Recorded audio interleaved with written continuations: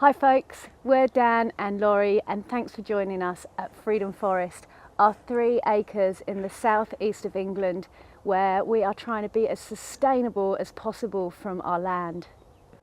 Yeah, and as part of that, growing our own food is one of our massive passions. And in this temperate climate, at times it can be limiting, but having polytunnels is a massive game changer for us, giving us the ability to not only extend the season, but grow crops that we wouldn't normally be able to grow.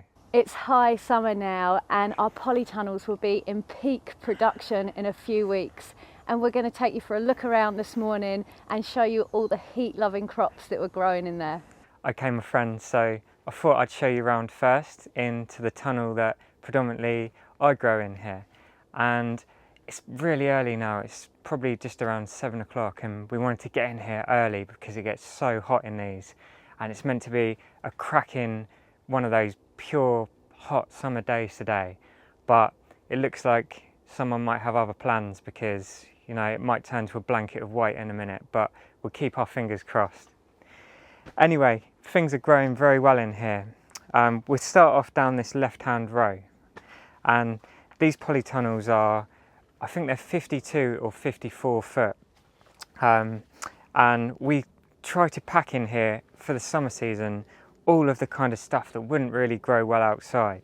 So beginning in the top and the bottom corners, we have these beautiful Cape gooseberries, and if you've never tasted these, they're related to tomatoes. They're actually perennial here. They grow back each year in the polytunnel.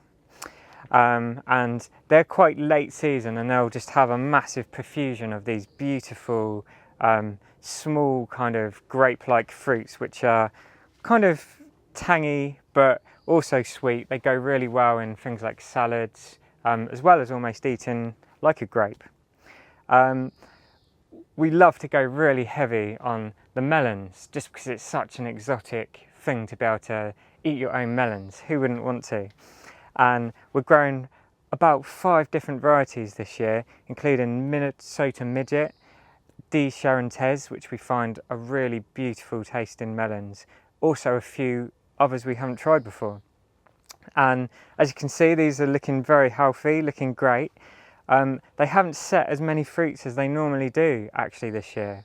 And something I've been learning and just discovering over the last 2-3 years, maybe slightly longer, is I like to experiment with different methods of growing plants instead of just seeing one thing and just doing it that way forever. And for the first few seasons, I actually grew melons. Instead of having a single string, I had 3 strings going up, tied in a knot at the bottom, and trained each plant into 3 stems. And for the 2 years I did that, I was getting 7 or 8 melons on each plant.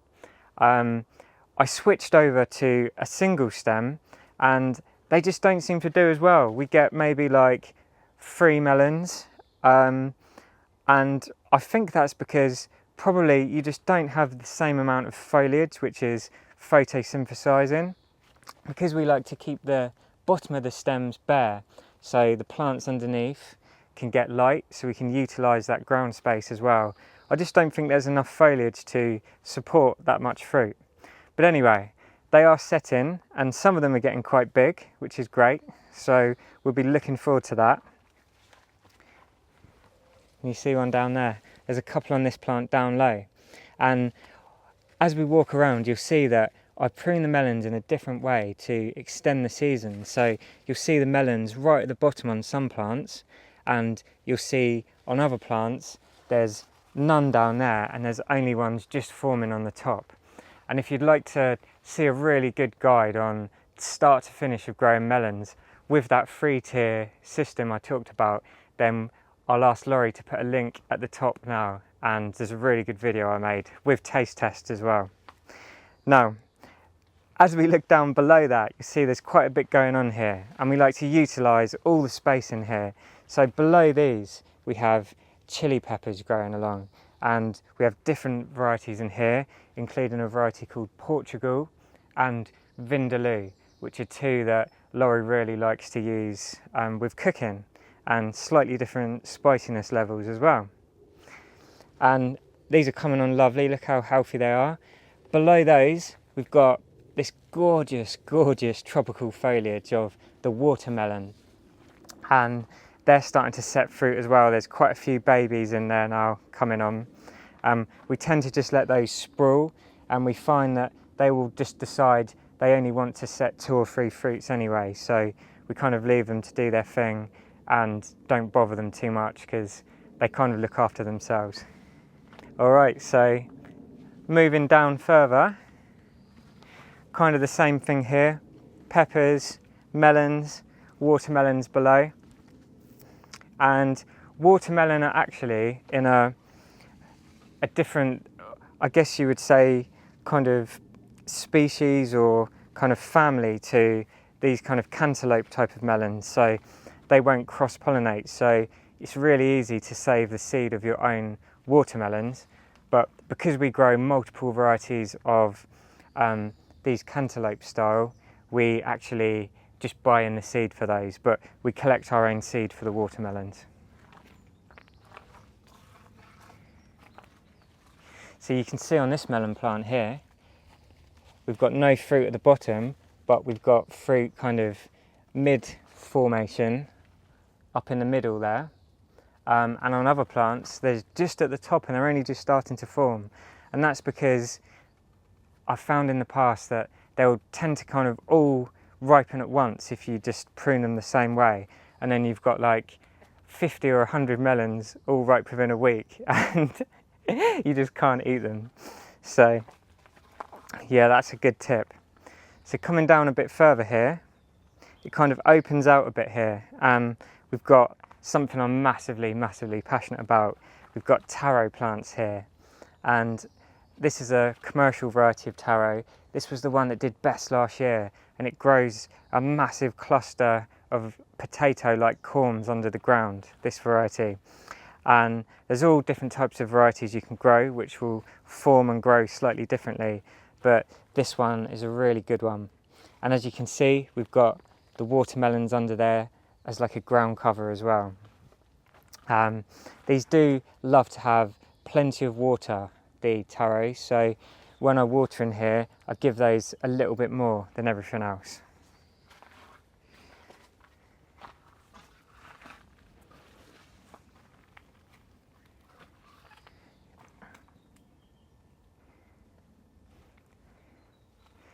And coming down a little further,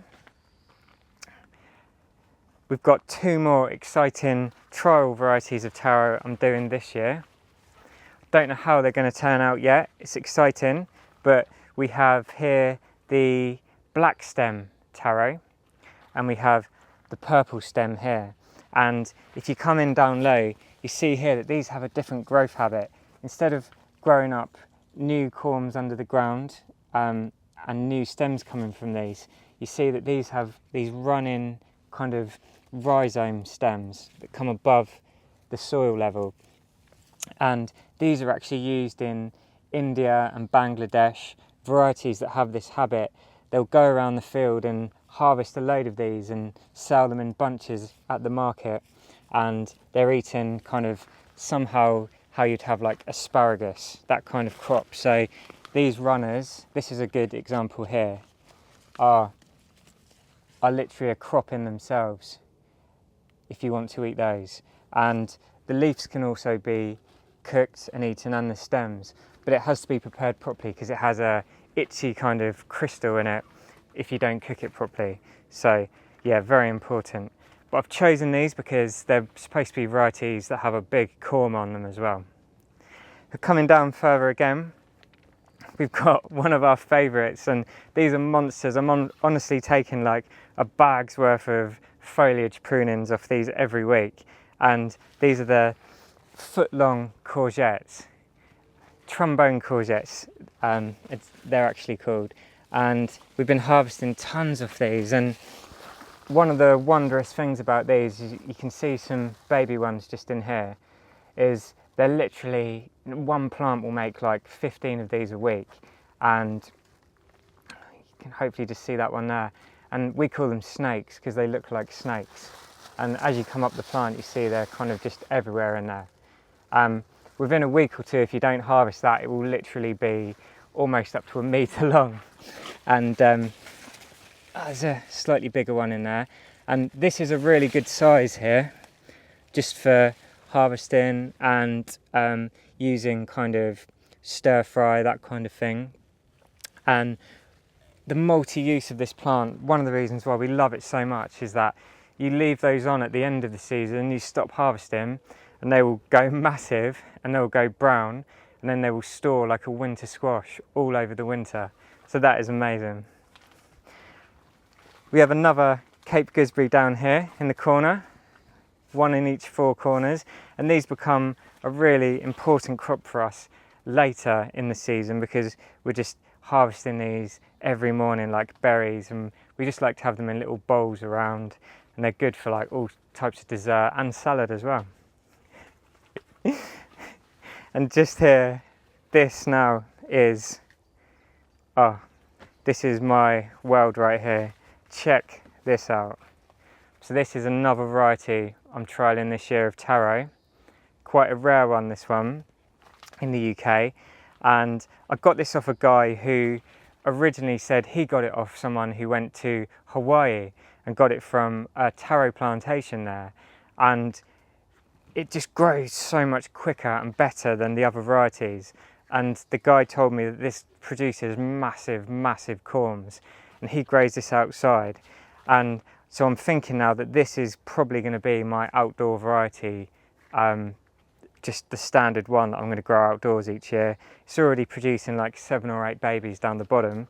And yeah, how tropical is that? And these apparently get bigger and bigger as the plant gets bigger. I wanted to show you one other thing here, because there's a lot of like misconceptions about wood chips.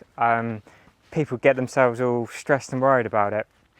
And you'll notice if you watch any of our other videos, and please do, that we have wood chips pretty much on the ground everywhere, every surface in our growing beds and on the footpaths, everywhere. We love the stuff, and primarily for us it's such a good way of keeping the moisture in and reducing weeds.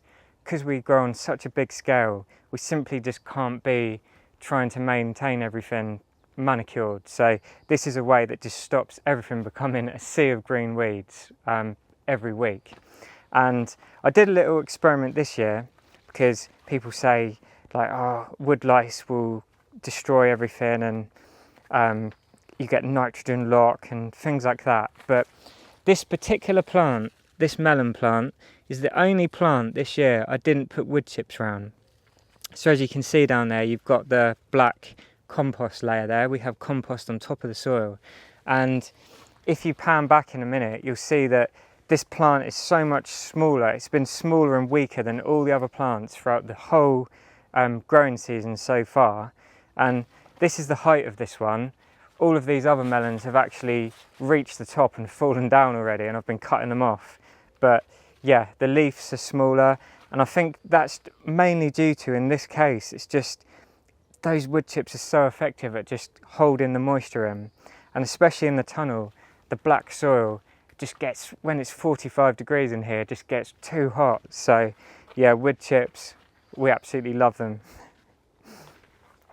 So moving on to this middle section, we have one bed going down the middle, and you see these beautiful flowers along here. They're marigolds, and we like to put those in every year because they're not only beautiful, but they're supposed to have, I've heard, some companion effect for tomatoes. And you'll see coming out of those are tomato plants, and this is a variety called Riesentrube. And me and Laurie have a little ongoing joke each year, because I get really like frustrated that I have to grow the Riesentrube every year because they're so hard to maintain. They just, every time I come in here, every single node is growing a new kind of shoot. Yeah, they're difficult to grow, but you can see by the massive trusses of flowers here, the fruit you get is unreal, and they will be going right into the autumn for us. And they have this really interesting habit as well. of even on the end of the flower trusses, they will just start forming new leaves and branches everywhere. So they're not one of those kind of quite easy to prune. You can see here, if you want to come into this section, what was a flower truss under here is now a massive green foliage, but we do find them worthwhile. Just come through and cut all this stuff off, and yeah, it's worth it at the end of the season. So coming over to this side, we have some similar things going on. We have a couple more trombone courgettes, and we have more peppers going all the way up here. And we have some of the different varieties of melon that we haven't tried before. And these ones, they're quite behind all the others actually. They're kind of just beginning to set fruit, but yeah, they're behind where I thought they would be.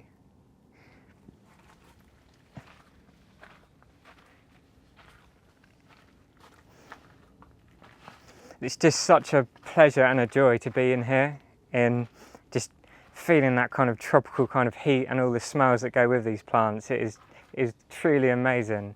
And I think part of that is ensuring you grow stuff that you are really passionate about, because when I wake up in the morning, I'm so excited to go and see the taro plants. And you know, if you were growing stuff that you're just growing because you think you should, or you know, it's just not the same. It's like, I like to pack in stuff that I'm absolutely passionate about as well, that just makes you tick in the morning. Yeah, so as we come up here, kind of a barer ground on this section. We've got a couple of watermelons in here, but not so much going on. And all I do for this melon pruning is, you'll see here, you've got the main stem, and then at every kind of node of a leaf, you get these shoots coming out. And the melons are kind of like self-pruning in a way. So you see here, on this first kind of intersection, it started getting a fruit, but it's given up on that one. It's gone all yellow, and that will fall off. And on the next kind of section along, it is forming one. So what I'll do is come along here and cut off after that melon. I'm tending to leave them slightly longer now, because I was cutting them off just when I saw that first one forming, but very often they do kind of self-prune and terminate those off. So yeah, I'll give it a chance to see what it's going to do, and when I can see that they're beginning to form, I'll then cut it off there.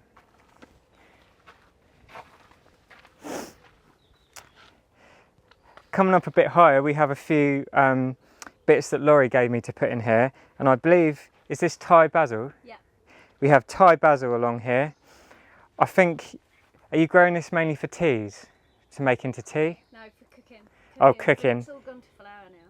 Yeah, it's quite pretty, but she loves to give me stuff that just clog up everywhere, but it's all right. Yeah, coming through.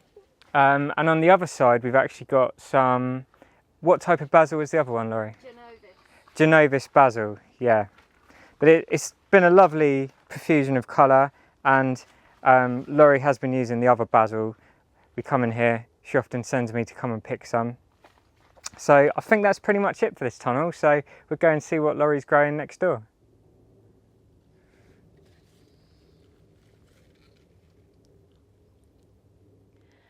Okay folks, we're now in Polytunnel 1. This is the tunnel which I predominantly look after more. We do both interchange the tunnels when we need to, but yeah, we just find it a little bit easier to have mainly our own growing spaces, and also to divide the kind of crops that we grow a little bit as well. Now in this tunnel, again, the same as Dan's, we've got the 4 Cape gooseberries in the corners. The Cape gooseberries, as Dan was saying, they offer an amazing fruity treat towards the end of the season, early autumn, and they are great because they come into fruit when all of your other summer fruits are usually just about done for the year. So in this tunnel, I have still got a little bit of a mix of some crops that are left over from my winter plantings, and they just keep going, to my surprise. So I've kind of left them in here.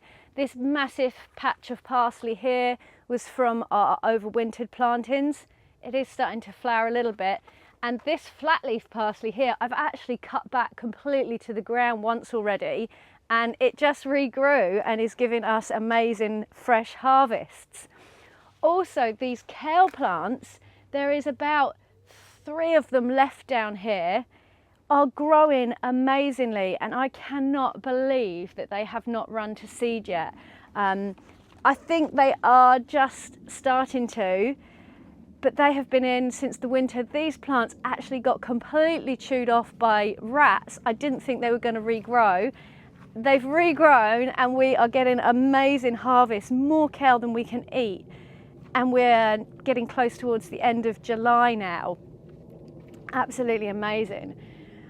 Really been worthwhile putting brassicas into the tunnel over winter, and I'm actually going to be growing or trialing a lot more of them over this winter, so that's something I'm really looking forward to doing. So my tunnel does need a little bit of a prune. Normally one of our jobs on a Monday, we do a big hand water in our tunnels, and then we prune the cucumbers and tomatoes and just tidy up anything we need to.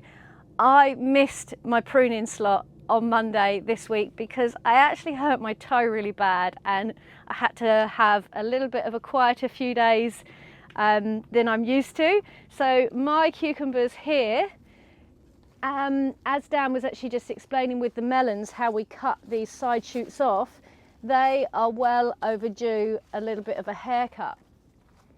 However, our cucumbers have been producing like mad. They actually got started really early this year. I've got 3 varieties overall, but 2 varieties of cucumber which are producing at the moment. This is an heirloom variety. I can't remember the name. It begins with S. I will put it on the screen. And it is a really nice flavoured cucumber. But interestingly, you can see its natural growth habit is quite messy, so it does take more pruning. Whereas this batch of cucumbers that I've got here is an F1 variety called Pasanda, and just naturally they grow a lot more tidily and need a lot less pruning. So I'm not normally big on F1 cucumbers, but I have to say, for a cucumber that started producing super early, has been producing a lot of fruit, they are really easy to manage. You can see I've got cucumbers down here that need harvesting, and we are literally harvesting at least 5 or 6 cucumbers every day, probably more. And some of these weaker plants are only just getting going, and the heritage variety is really only just getting started as well. So we take cucumbers and courgettes now whenever we go out. We give them to our neighbours, we give them to our family. It's a great crop to share. We've got the space to grow more than we need, so it's really lovely to be able to do that. Much like Dan's tunnel, in here I've got the yard-long courgettes. There is a beautiful example of one of the trombones there. That one is ready to harvest. And actually I've just noticed, where I haven't been in here so much this week, I've got my first yard-long cucumbers ready as well. So this is the 3rd type of cucumber that I just mentioned that I have growing, Armenian cucumber. That is going to be our first one of the season, ready to harvest there. And there's another one that's only a day or 2 off harvesting. But yeah, definitely need to get in here and give all of these a bit of a tidy up. Down this edge of the polytunnel underneath my tomatoes, I've got a mixture of some hot chilies, and this one here is actually a sweet mini bell pepper. This is an orangey yellow bell pepper. Now, there's a couple of plants which are growing really well of this variety, but in this tunnel I'm finding my hot peppers aren't growing as well, certainly nowhere near as well as Dan's are doing in the tunnel next door. So I need to find out what his secret is. It could be down to variety. He's growing different varieties to me, and I'm growing cayenne pepper and jalapenos in here, and I do sometimes find particularly the cayenne pepper can be really quite difficult even to get germinated. So if anybody's got any tips on growing jalapenos and cayenne peppers, and if you too find them more difficult than other hot peppers, please do let us know in the comments. It's always great learning for all of us. Tomatoes down the middle. We have got our first lot of fruits that we've been harvesting now. We've got four different varieties of tomato in here. This one is Sun Gold, and you can see I've been picking some of these as they've come ripe already. Sun Gold is normally the first one to ripen for us in here. This is the second year we've been growing Sun Gold. And this year I really mixed up the tomatoes, because previous years we've grown mainly purple Cherokee, which is a tomato we really love for flavour. But last year it didn't perform so well as it has in the past. So this year I thought I'd put a real mixture of tomatoes in to try and make use of the space if that one didn't perform as well. So I've also got Berner Rose, which, let's see, I'll find you some of those in a minute. Here, this one is Berner Rose. So we've got a lovely truss of tomatoes there.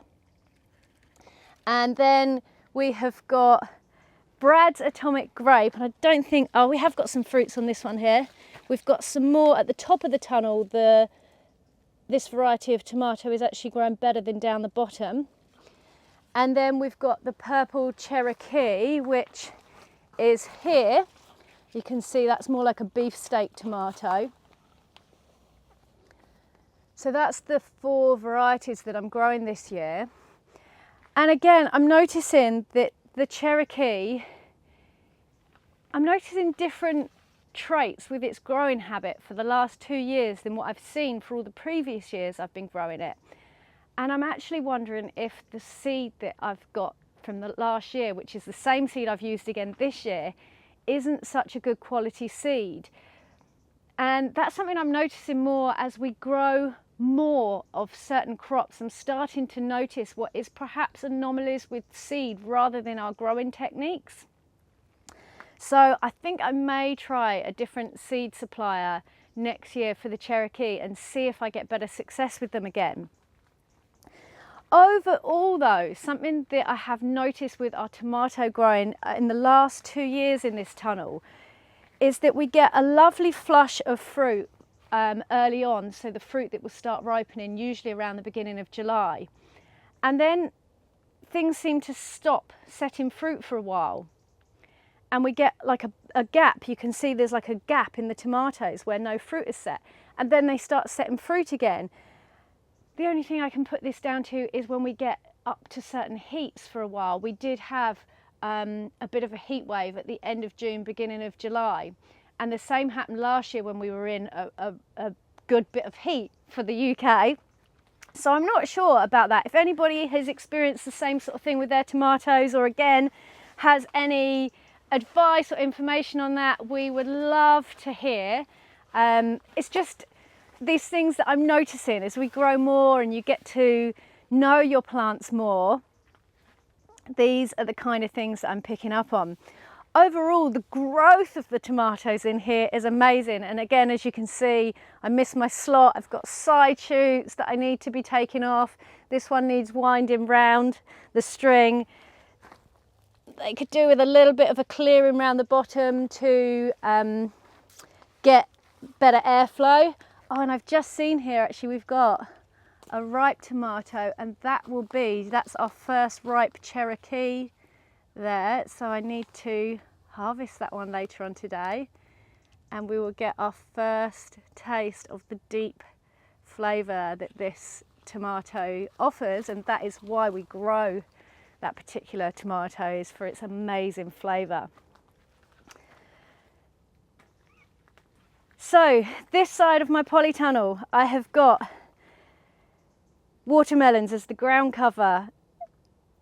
I wasn't sure how our watermelons were going to go this year. The plants were really weak from the start with seed, and they have mostly, other than one weak plant at the top, they have settled in and taken off really well, so I'm really happy about that. Then I've basically got aubergines all down the back here, and then slightly forward of the aubergines I have got sweet peppers, and I've got a mixture, an alternating mixture of red pointy peppers, so this one will grow and form into a red pepper, and then I've got yellow bell peppers. Wow, for a tiny little plantlet, that one has got some really lovely peppers on there.